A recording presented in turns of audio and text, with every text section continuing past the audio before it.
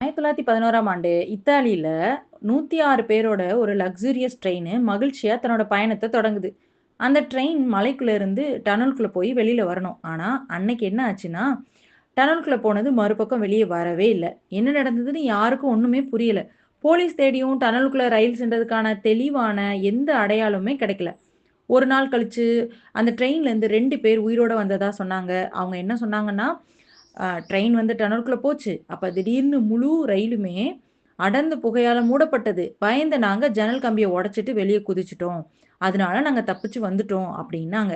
ஆனா, இதுக்கப்புறம் தான் அந்த பெரிய மர்மம் யாருக்குமே புரியாத புதிரா ஆனுச்சு.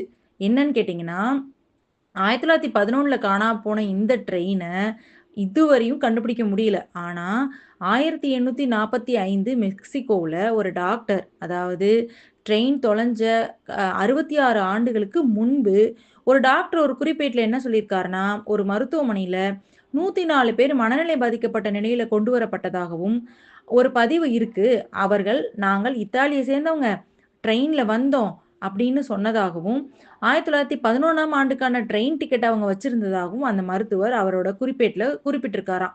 இதனால சிலரு டைம் டிராவல் சம்பவமா இருக்குமோ அப்படின்னு, இது ஒரு மர்மமான ட்ரெயினா இருக்குமோ, இல்ல கோஸ்ட் ட்ரெயினா இருக்குமோன்னு அவங்களுடைய ஒவ்வொருத்தரும் கற்பனைகள பரப்பிக்கிட்டே இருந்தாங்களாம் அந்த காலகட்டத்தில.